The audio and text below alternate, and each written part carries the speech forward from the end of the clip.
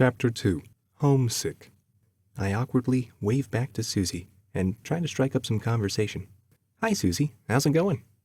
Whenever I see Susie, I always tense up. It gets harder to think straight. Her mother's white skin pinkens on Susie's cheeks as she twirls the thick dark hair her African father gave her.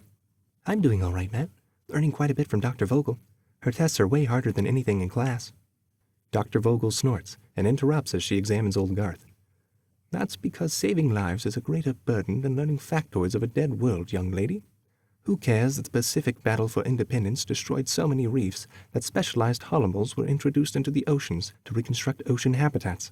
We already know Holos are there. Susie gets a few items under Dr. Vogel's direction and again twirls a finger in her dark hair.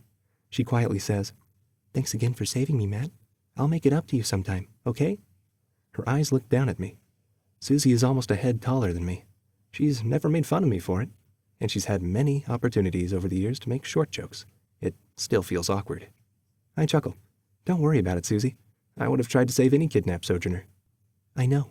Susie gives me a bashful smile back and looks away, which is unusual for the normally outgoing girl. Is she uncomfortable being around me now? Maybe she feels like she owes me, like she's stuck. It's more awkward since gene mapping as kids said we'd be a good match to keep genetics from narrowing, and our parents have tried to push us to spend time together. A cage of expectations Susie shouldn't have to worry about. Susie pulls me out of my glum thoughts by asking, By the way, isn't your month of punishment done soon? You could grab Lee and get ready for the expedition. Oh yeah, thanks for the reminder. See you later, Susie. Bye, Matt, Susie says as Dr. Vogel grunts her own goodbye, since the cantankerous cat's claws demand her full attention. My tablet dings as cryptics transfer to my account for the completed job.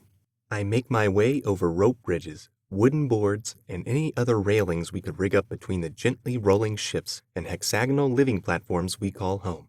Sojourn has grown over its 40-year history. And as always, it's a balancing act of who and what we can afford to save, and if we can maintain it. I get back home to our ship and hear the frustrated and loud voice of my little brother Lee. I swear he could give a ship's foghorn a lesson. I roll my eyes. What's going on this time?